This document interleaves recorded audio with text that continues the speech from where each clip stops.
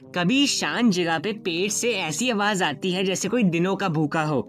Embarrassing लगता है, but science कहती है ये बिल्कुल नॉर्मल है। जब आप भूखे होते हो आपका डाइजेस्टिव सिस्टम एक क्लीनिंग प्रोसेस करता है। स्टमक और इंटेस्टाइन्स पेरिस्टालसिस नाम का मूवमेंट करते हैं जो एयर और डाइजेस्टिव जूसेस को पुश करता है। ये मूवमेंट बिना खाने के और भी लाउड हो जाता है और तभी आती है वो गर्गलिंग साउंड।